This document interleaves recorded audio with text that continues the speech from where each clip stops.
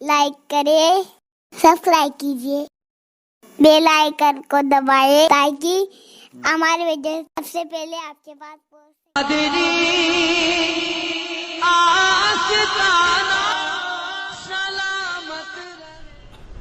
حضرت مخدوم علی ماہمی رحمۃ اللہ تعالی علیہ اللہ تبارک و تعالی کے جلیل القدر اولیاء میں سے ہے، اور آپ اپنے دور کے علماء میں اور فقہاء میں ایک انفرادی شان رکھتے ہیں۔ آپ کا دور اہل علم کا دور ہے، آپ کا دور اہل تقوی کا دور ہے، آپ کا دور ایسا عظیم و شان دور ہے جس دور کے اندر ایسی شخصیات زمین کے اوپر موجود تھی کہ جن کی ولایت کے چرچے اور شہرے تھے۔ آپ جہاں پر ایک ولی کی حیثیت سے مشہور تھے، وہیں پر آپ ایک عظیم فقیہ کی حیثیت سے بھی مشہور تھے، ایک عظیم عاشق رسول، عابد و زاہد، اور خاص طور پر قرآن مقدس کا فہم اللہ تبارک و تعالی نے آپ کو عطا فرمایا تھا۔ اہل علم آپ کی شخصیت پر بہت اچھی گفتگو کر سکتے ہیں اور کرتے رہتے ہیں، لیکن آپ کی زندگی کا سب سے زیادہ جو نمایاں پہلو تھا جس نے آپ کی زندگی کے کو چار چاند لگا دیے، وہ آپ کی زندگی کے اندر آپ کی والدہ سے آپ کی محبت تھی، اور ماں کا ادب حضرت سیدنا مخدوم ماہمی رحمۃ اللہ تعالی علیہ کے اندر بہت زیادہ نمایاں تھا۔ میں آپ کی کرامتوں کا ذکر اگر کروں تو یقیناً اس سے آپ کو فائدہ پہنچے گا، لیکن آج وقت کی ضرورت بھی ہے، اور حضرت مخدوم کو مخدوم کس چیز نے بنایا، حضرت مخدوم ماہمی کو عروج پر کس چیز نے پہنچایا، اگر آپ بنیادی طور پر اس کو دیکھیں گے تو وہ ان کی والدہ کے ساتھ ان کی وفاداری، ماں کے ساتھ ان کی محبت۔ آج لوگ کثرت نوافل ہی کو عبادت سمجھتے ہیں، یا آج کل لوگ کثرت کے ساتھ تسبیح کو عبادت سمجھتے ہیں، یا آج کل لوگ جو ہیں وہ کثرت صدقہ کو عبادت سمجھتے ہیں۔ یقیناً یہ ساری چیزیں عبادت ہے، اس کا انکار نہیں کیا جا سکتا، لیکن ان لوگوں کو یہ دیکھا جاتا ہے جو مسجد کی سیڑھیوں پر بیٹھنے والوں کے ہاتھ میں 10 اور 50 روپے تھماتے ہیں۔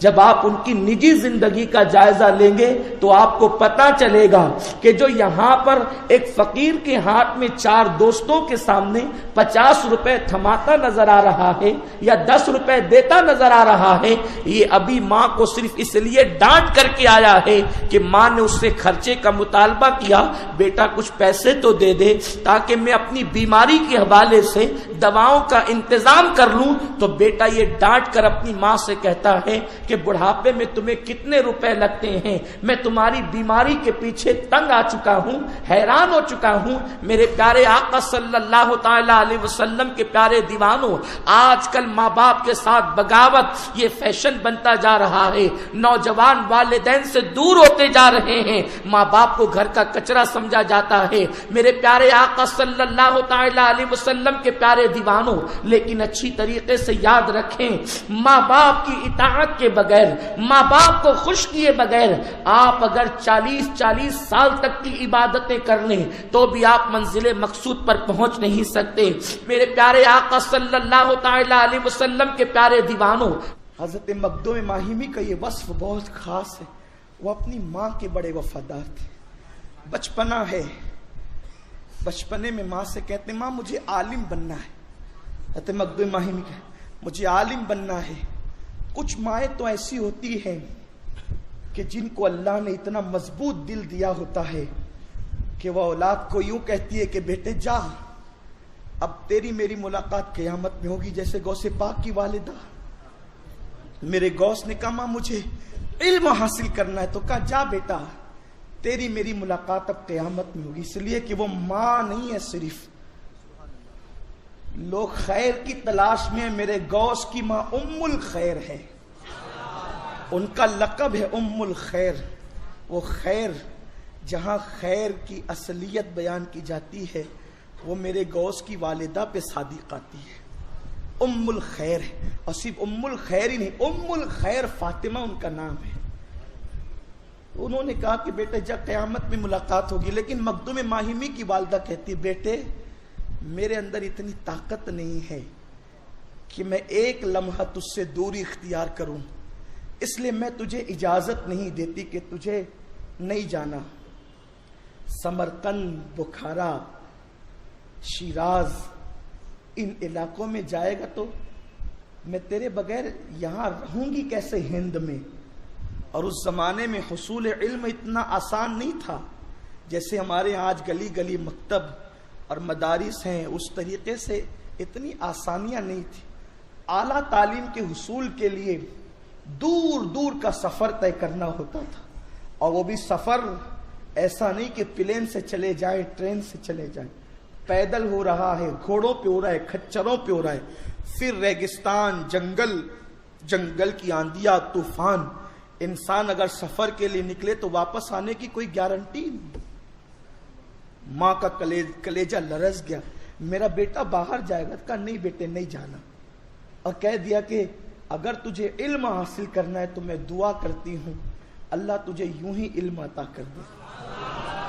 حضرت مخدوم ماہمی نے طے کر لیا، جب ماں نے کہہ دیا تو نہیں جانا، ہزار شوق ماں کے قدموں پہ قربان، نہیں جانا تو پھر نہیں جانا۔ ارادہ کیا نہیں جانے کا۔ دوسری صبح کو چونکہ غم تو تھا کہ اب جانا نہیں ہے کہیں، یہیں زندگی گزرے گی سمندر کے کنارے، تو آپ فجر کی نماز کے بعد سمندر کے کنارے پر گئے تو ایک خوبصورت نورانی پیشانی والے کو ایک پتھر پر بیٹھے ہوئے دیکھا۔ ان کے قریب گئے، اس لیے کہ کچھ چہرے ایسے ہوتے ہیں جہاں بڑی کشش ہوتی ہے، آدمی نہ چاہ کر بھی وہاں کھینچا کھینچا چلا جاتا ہے۔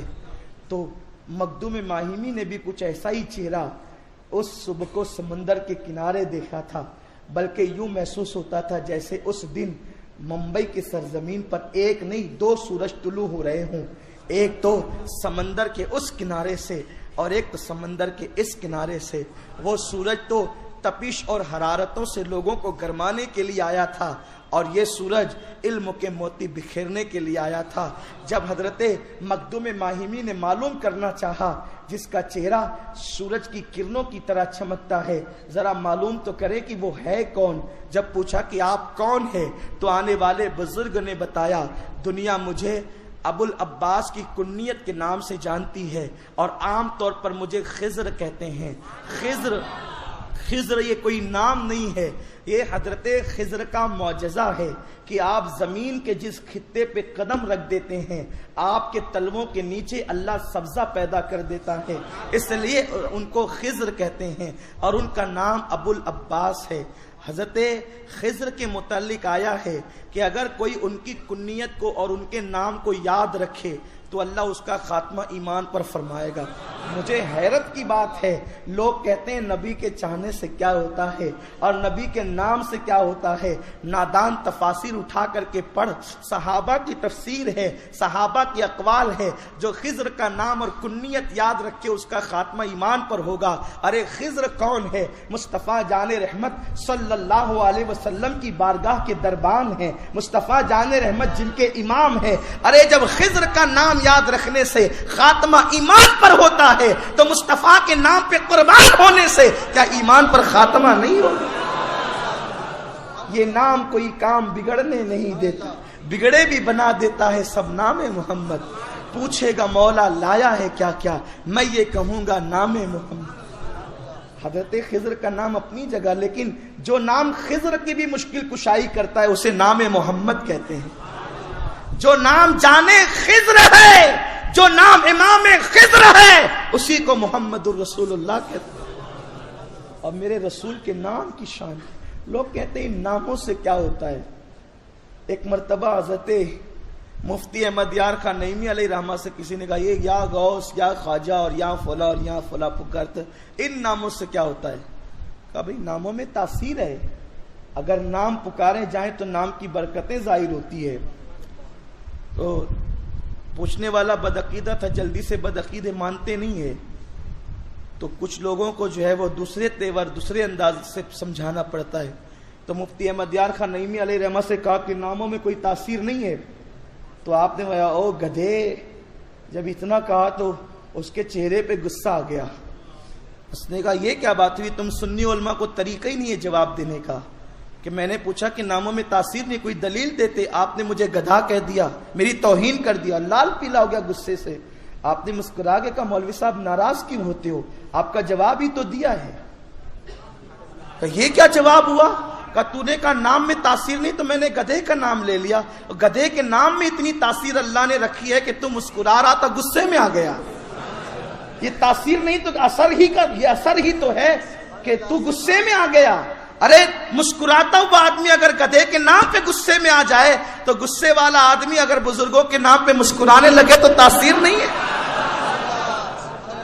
جواب تو دیا لیکن تیرے سمجھ میں نہیں آتا. تو نادان, جب اللہ نے وہ رذیل مخلوق کہلانے والوں کے نام میں تاثیر رکھی ہے, تو اللہ نے اپنے بزرگوں, اپنے محبوب بندوں کے نام میں, جنہیں ہم بزرگ کہتے ہیں, ان کے نام میں تاثیر نہیں ہے. اسی لیے تو کسی کا نام مشکل کشائی کرتا ہے, کسی کا نام جو ہے مشکلوں کو ٹال دیتا ہے.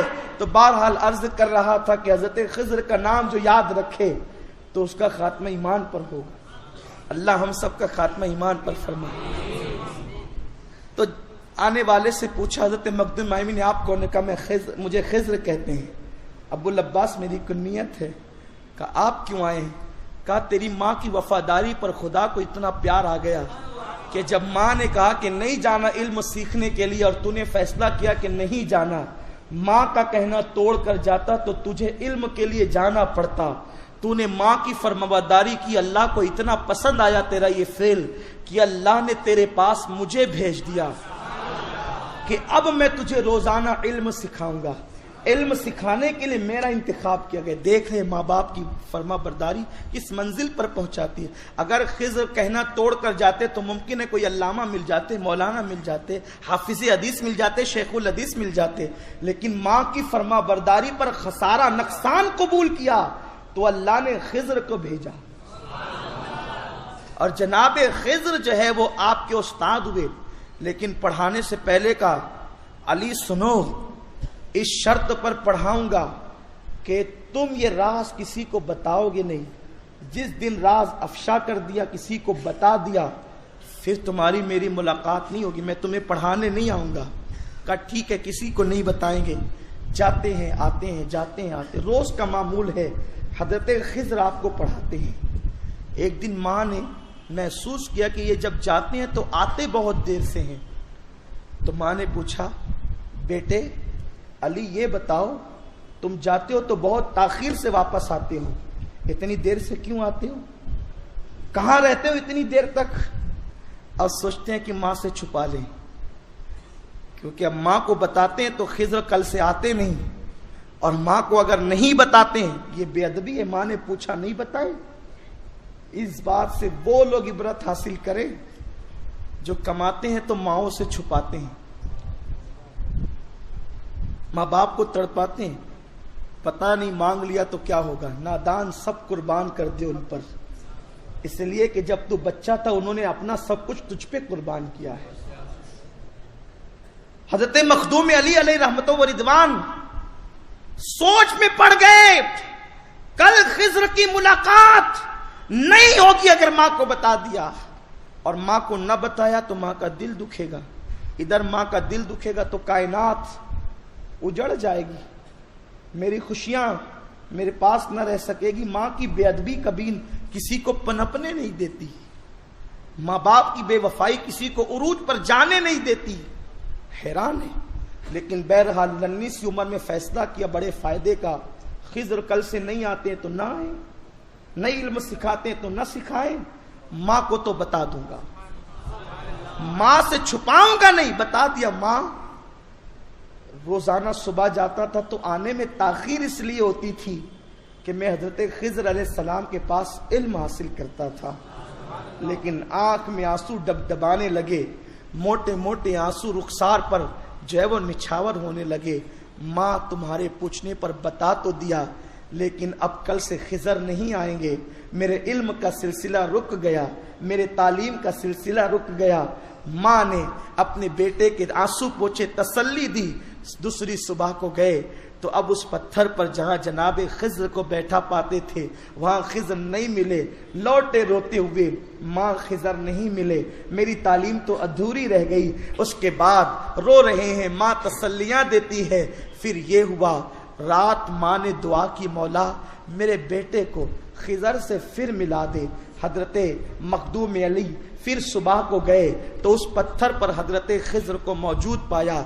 हजरते खिज्र कहते हैं, अली सुनो, अली याद रखो, मैंने तुमसे कहा था कि अगर तुम ये बात बता दोगे मैं तुम्हें पढ़ाऊंगा नहीं, और यही फैसला है कि मैं पढ़ाऊंगा नहीं, मैं सिर्फ आज तुम्हें इत्तला देने के लिए आया हूं, पढ़ाने के लिए नहीं आया हूं।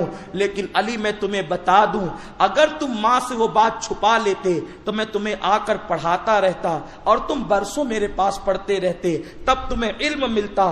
तुमने अपनी माँ को बता दिया और तुमने जो है इल्म की परवाह नहीं की। अल्लाह को ये अदा भी तुम्हारी पसंद आई। अगर तुम माँ को न बताते तो बरसों मेहनत करके तुम इल्म हासिल करते। तुमने माँ को बता दिया, अब मैं तुम्हें नहीं पढ़ाऊंगा। इस अदा पर खुदा को इतना प्यार आ गया, अब तुम्हें खिजर नहीं पढ़ाएगा। रात अल्लाह ने तेरा सीना खोल करके जिस इल्म की जरूरत थी वो तेरे सीने में उंडेल दिया है।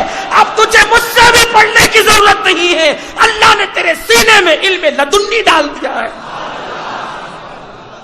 ये है हजरत मखदूम अली माहिमी रहमतुल्लाह ताला अलैह की माँ से वफादारी की बरकत। इसीलिए जो इल्म कसब से हासिल किया जाता है वहां पे काल काल और काल काल के जलवे होते हैं, लेकिन जो इल्म फैजान नजर से हासिल होता है फिर वहां हाल के जलवे रोनुमा होते हैं। आज की दुनिया भी परेशान है। हजरत मखदूम अली माहिमी रहमतुल्लाह अलैह ने इल्म के जो मोती आज से सदियों पहले बिखेरे थे उसको समझने के लिए जो है वो बड़े बड़े दानिश्वरों की इल्म हैरान है। ये इल्म के मोती बिखेरे कहां से थे, किस अंदाज से बिखेरे थे। मेरे प्यारे आका सल्लल्लाहु अलैहि वसल्लम के प्यारे दीवानों, आज इस मादियत के दौर में काश हमारी कौम इसको समझती और जो है वो बुजुर्गान दीन की करामतों के साथ साथ उनकी इस्तिकामत से भी इस्तिफादा करती और उनकी जिंदगी से भी जो है वो रहनुमा उसूल अखज़ करती। अल्लाह मुझे आप सबको तौफीक दे कि हम सब मिल करके अपने बुजुर्गों के नक्शे कदम पर चले, माँ बाप के वफादार बने। वालिदैन वो हैं जब ये दुआ करते हैं तो अल्लाह इनकी दुआ को कभी रद्द नहीं करता। इंसान को माँ बाप की कद्र कीमत उस दिन पता चलती है जब माँ बाप जो है वो दुनिया से कूच कर जाते हैं। इंसान जो है हर एक इंसान से दुआ की दरखास्त करता है, लेकिन किसी की दुआ उसके हक में जो है उस वक्त बराबर साबित नहीं होती। तब इंसान सोचता है काश आज मेरे माँ बाप जमीन के ऊपर हयात होते तो मैं अपने माँ बाप से दुआ करवाता। मेरे प्यारे आका सल्लल्लाहु अलैहि वसल्लम के प्यारे दीवानों, अपने वालिदैन से दुआ अपने दामन में इकट्ठा कर लो। दुनिया का सबसे कामयाब तरीन इंसान वो है जिसके दामन में माँ बाप की दुआ मौजूद है। इसलिए कि वालिदैन वो हैं अभी ये हाथ फैलाते हैं, खुदा की रहमत मचल मचल कर इनके अल्फाज का इस्तकबाल करती है। मेरे प्यारे आका अलैहिस्सलाम के प्यारे दीवानों, माँ बाप के साथ बगावत करना, उनको डांटना, उन्हें आंखें दिखाना, उनके साथ बदतमीजी से पेश आना, यकीनन याद रखें जो इंसान माँ बाप का बदतमीज और बेअदबी करने वाला है, रिवायतों में आया है कि वो उस वक्त तक नहीं मरेगा जब तक कि दुनिया के अंदर जलील न हो जाए। और अहादीस में यहां तक आता है अगर माँ बाप का नाफरमान जंग में, इस्लाम की खातिर होने वाली जंग में शहीद भी हो जाए, अगर माँ बाप का नाफरमान शहीद भी हो जाए तो भी अल्लाह उसे जन्नत अता नहीं करेगा। लेकिन चूंकि वो शहीद हुआ है इसलिए वो जहन्नम में भी नहीं जाएगा, क्योंकि शहीद के लिए तो बशारत है। नाफरमान है माँ बाप का, माँ बाप नाराज है और शहीद हो गया, जन्नत में नहीं जाएगा। लेकिन चूंकि शहीद हुआ है तो जहन्नम में भी नहीं जाएगा। जन्नत और जहन्नम के दरमियान एक मकाम है نہ جہاں جہنم کی طرح عذاب ہے، نہ جہاں جنت کی طرح نعمتیں ہیں۔ اس مقام کو مقام آراف کہتے ہیں، اس مقام میں اس کو رکھا جائے گا۔ پتہ چلا ماں باپ کو ناراض کر کے شہید ہو کر بھی جنت نہیں مل سکتی۔ تم اپنی نماز پہ نازا ہو، تم اپنے روزوں پہ نازا ہو، بدلو اپنے آپ کو تبدیل کرو۔ سنی دعوت اسلامی یہی ذہن دینا چاہتی ہے۔ ماں باپ کو ناخوش کرنے والے کی دعائیں بھی معلق رہتی ہے۔ معلق کا مطلب رکی ہوئی رہتی، اس کو اپنی زبان میں کہوں کہ زمین اور آسمان کے درمیان اٹکی ہوئی رہتی ہے۔ کہاں ہیں؟ اس لیے انہیں خوش کرو۔ آج سے پہلے اگر انہیں ناراض کیا تو ان سے جا کر کے معافی طلب کرو۔ آج ہمارے نوجوانوں کا حال یہ ہے، گھنٹوں اپنی پسند کی لڑکی کو بات کریں گے، اسے منائیں گے، اسے سمجھائیں گے، اس کے ساتھ ناجائز تعلقات کی باتیں کریں گے۔ اس کے لیے 2 گھنٹہ تو میری قوم کے جوانوں کو ہے، لیکن ماں بیچاری انتظار کرتی ہے، بوڑھا باپ منتظر رہتا ہے کہ میرا بیٹا آ کر کے میری خیریت پوچھ لے، لیکن ہمیں اپنے ماں باپ کی خیریت پوچھنے کی فرصت نہیں ہے۔ مسلمانوں کہاں ہو؟ پلٹو اپنے اسی دور کی طرف جو دور قدم رسول صلی اللہ علیہ وسلم سے بہت قریب تھا۔ اپنی عظمت رفتہ کو پامال نہ کرو۔ اللہ مجھے آپ سب کو توفیق دے، اللہ ہمیں توفیق عطا فرمائے۔ مصطفیٰ کا گھرانہ